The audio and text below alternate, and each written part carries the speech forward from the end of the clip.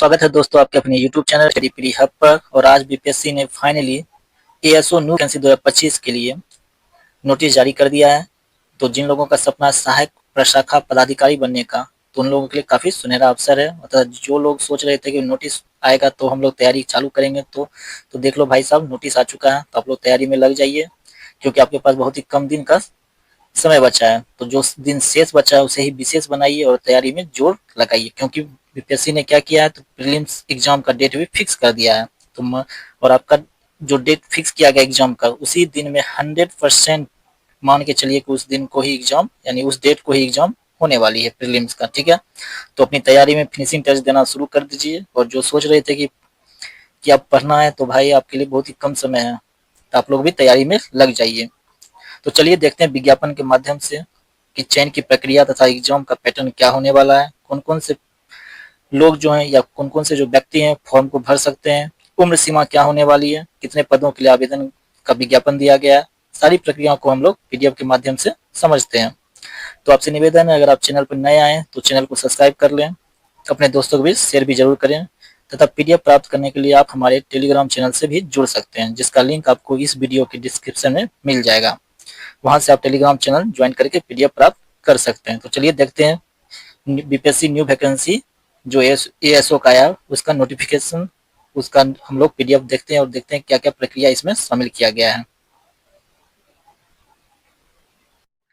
तो चलिए देखते हैं बीपीएससी का जो विज्ञापन जारी किया गया किसके लिए, तो एएसओ के लिए, उसमें क्या क्या चीज इसको शामिल किया गया है। ठीक है, तो सबसे पहले है विज्ञापन संख्या 37 है 2025 में, विज्ञापन संख्या इसका 37 है, 37 है। और बिहार लोक सेवा आयोग कार्यालय पटना में सहायक प्रशाखा पदाधिकारी के कुल 41 पद, पदों की संख्या कितना है, 41 है।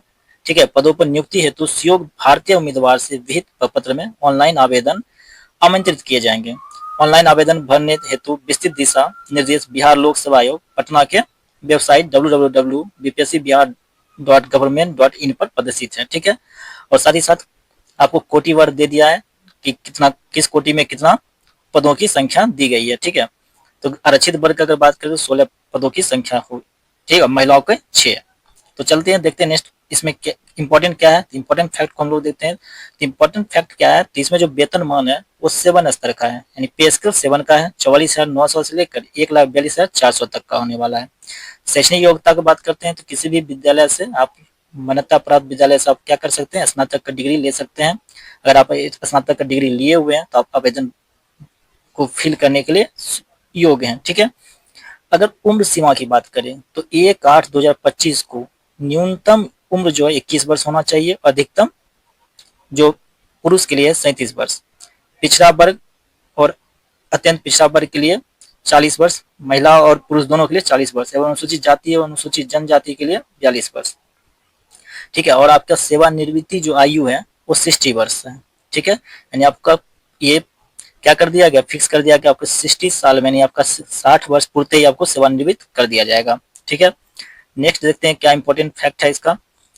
तो अगर बात करते हैं इसमें प्रारंभिक परीक्षा और चयन प्रक्रिया, तो चयन प्रक्रिया में क्या है, परीक्षा 2 चरणों में आयोजित की जाएगी। प्रथम चरण में क्या होगा, प्रारंभिक प्रतियोगिता परीक्षा का आयोजन किया जाएगा, जिसमें प्रारंभिक परीक्षा में सफल उम्मीदवार से ही मुख्य प्रतियोगिता परीक्षा के लिए अलग से पुनः स्वसमय आवेदन आमंत्रित किए जाएंगे। यानी पीटी पास होने के बाद आपको फिर से मेंस के लिए क्या करना पड़ेगा, अप्लाई करना पड़ेगा। क्या करना पड़ेगा, अप्लाई करना पड़ेगा मेंस के लिए। ठीक है, तो आपको मेंस के लिए भी क्या करना पड़ेगा, अप्लाई करना पड़ेगा।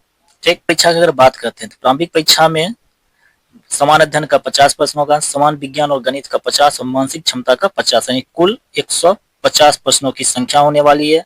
और प्रत्येक प्रश्न के लिए 1 अंक, और आपको समय मिलेगा 2 घंटा 15 मिनट का। कितना, तो 2 घंटा 15 मिनट का होगा। ठीक है, और सभी जो प्रश्न होंगे हिंदी और अंग्रेजी दोनों माध्यम होंगे। ठीक है, और प्रारंभिक परीक्षा में अभ्यर्थी पुस्तक भी ले जा सकते हैं। ठीक, प्रारंभिक परीक्षा में कम से कम 3 पुस्तक आप ले जा सकते हैं, लेकिन क्राइटेरिया क्या है, तो पुस्तक कौन सा पुस्तक ले जाएंगे, तो सिर्फ और सिर्फ एनसीईआरटी, बीएसईबी और आईसी यानी आईसीएसई बोर्ड के पुस्तक ही ले जा सकते हैं, यानी टेक्स्ट बुक ले जा सकते हैं। लूसेंट, क्राउन ये सब बुक आप वहाँ पे लेके नहीं जाएंगे। ठीक है, और पुस्तक के ऊपर आप अपना नाम लिख दीजिएगा। साथ ही साथ ये भी कहा गया है, आपको दिशा निर्देश दिया गया है कि आप वहाँ पे पुस्तक एक दूसरे से एक्सचेंज नहीं कर सकते हैं, अपना पुस्तक से आपको खुद अपने लिखना पड़ेगा। ठीक है, अगर आप ले जाते हैं तो नेक्स्ट देखते हैं हम लोग इसका क्या है, तो मेंस एग्जाम, तो मुख्य परीक्षा जो है, तो मुख्य परीक्षा में क्या है, तो प्रश्न पत्र एक जो विषय समान हिंदी का होगा, इसमें आपको कम से कम 30% अंक लाना है। ठीक है, अगर आप 30% अंक प्राप्त नहीं करेंगे तो उनके मुख्य परीक्षा के दूसरे विषय यानी समान ज्ञान जो मुख्य परीक्षा का प्रश्न पत्र 2 है उसका मूल्यांकन नहीं होगा, तथा वे मुख्य परीक्षा में योग्यता प्राप्त नहीं समझ पाएंगे। यानी आपको इसमें समान हिंदी में 30% मार्क्स लाना है और इसमें क्वालिफाई भी करना है। ठीक है, ये जो है नंबर ये जुटेगा नहीं। ठीक, आपको सिर्फ क्वालिफाई करना है, तभी जाकर आपको प्रश्न पत्र 1 जो होने वाला प्रश्न पत्र 2 समान विज्ञान का, उन परीक्षाओं का जो मार्क्स है वो आपको प्राप्त होंगे। ठीक है, यानी कहने का मतलब ये हुआ कि समान पत्र अध्ययन का जो प्रश्न है 50 और समान विज्ञान और मानसिक क्षमता 50, टोटल 150 प्रश्न है बहुवैकल्पिक, इसमें तभी पास होंगे जब आप लोग क्या करेंगे, समान हिंदी में 30% अंक प्राप्त करेंगे, तभी जाकर आपको आपका जो कॉपी है इसका जांच होगा। ठीक, नहीं तो आप सहयोग नहीं योग हो जाएंगे।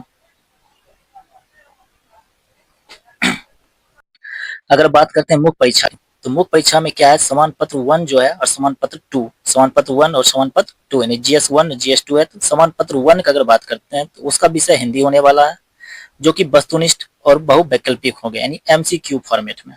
किसमें, MCQ फॉर्मेट में होने वाला है, और आपको मिलेगा कितना, तो 2 घंटा 15 मिनट का समय मिलेगा, 100 क्वेश्चन होने वाला है। ठीक है, और इस परीक्षा में यानी समान हिंदी में आपको 30% अंक लाना है, 30% अंक आपको लाना है, जो कि क्वालिफाइंग मार्क्स है।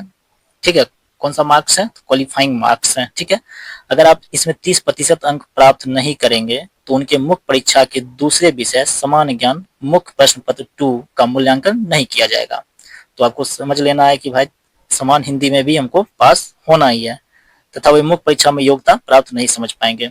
ठीक है, अगर बात करते हैं प्रश्न पत्र 2 यानी GS2 को, यह पीटी में जो था फॉर्मेट वही फॉर्मेट इसमें भी है, 50 समान अध्ययन का, 50 विज्ञान और गणित का और 50 मानसिक क्षमता का, टोटल 150 क्वेश्चन शामिल किए जाएंगे। ठीक है, और इसका भी समय आपको लगभग वही मिलेगा, 2 घंटा 15 मिनट, और प्रत्येक प्रश्न के लिए 1 अंक।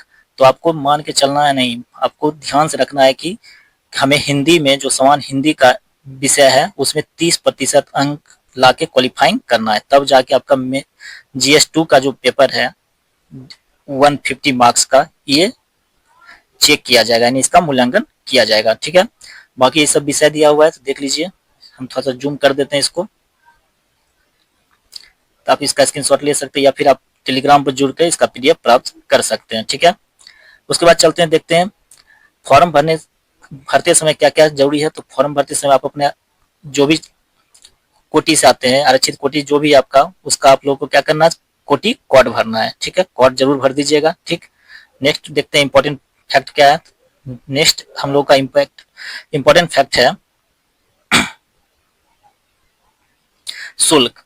तो परीक्षा में कितना शुल्क लगने वाला, तो समान अभ्यर्थियों के लिए 600 रुपया लगेगा, और केवल राज्य यानी बिहार राज्य के जो अनुसूचित जाति अनुसूचित जनजाति के लिए 150 रुपया, और महिलाओं के लिए भी 150 रुपया है। दिव्यांग अभ्यर्थी के 40% या उससे अधिक के लिए 150 रुपया ही लगेगा। ठीक है, और बिहार के बाहर कोई भी व्यक्ति है यानी जो बिहार के बाहर के स्टूडेंट है उनके लिए 600 रुपया ही लगेगा। ठीक, उनके लिए 600 रुपया लगेगा। ठीक है, नोट 1 में अब हम लोग देखते हैं कि वैसे कि अगर आप ऑनलाइन आवेदन में पहचान पत्र के रूप में आधार संख्या अंकित नहीं करते हैं तो बायोमेट्रिक फी आपको देना पड़ेगा, यानी 600 प्लस 200 यानी टोटल 800 रुपया आपको पे करना पड़ेगा, यानी आपको आधार कार्ड देना ही पड़ेगा। ठीक है, अगर आप आधार कार्ड नहीं देते हैं तो आपको 800 रुपया पे करना पड़ेगा। ठीक है, कितना पे करना पड़ेगा, 800 रुपया पे करना पड़ेगा। और आप बात करते हैं ऑनलाइन आवेदन की, तो ऑनलाइन आवेदन प्रारंभ की तिथि 29/5/2025 से है, अंतिम तिथि 23/6/2025 तक है। ठीक है, तो आप ऑनलाइन प्रक्रिया के बाद जो कुछ दिशा निर्देश दिया गया जैसे 1 टाइम रजिस्ट्रेशन का, तो आप लोग 1 टाइम रजिस्ट्रेशन कर सकते हैं। तो इसका PDF आपको अभी हमारे टेलीग्राम चैनल पर मिल जाएगा। साथ ही साथ ASO जो अभी वैकेंसी दिया गया है ASO, इसका प्रैक्टिस सेट भी हमारे यूट्यूब चैनल यानी स्टडी प्री हब पर वीडियो आपको मिल जाएगा। साथ ही साथ PDF जो है आपको एक इम्पोर्टेंट पॉइंट है इंस्ट्रक्शन फॉर प्रोफाइल क्रिएशन का, तो उसमें आपको पर्सनल इंफॉर्मेशन देना है, एड्रेस इन्फॉर्मेशन में देना है, अदर इन्फॉर्मेशन अगर जो अन्य जानकारी मांग रहा है तो उसको भी देना है, क्वालिफिकेशन इन्फॉर्मेशन योग्यता संबंधी जानकारी, और एक्सपीरियंस इन्फॉर्मेशन अनुभव संबंधी जानकारी। उसके बाद अपलोड फोटो करना है, सिग्नेचर और प्रोफाइल लॉक करना है। ठीक है, तो इसका पीडीएफ आपको अभी टेलीग्राम चैनल पर मिल जाएगा।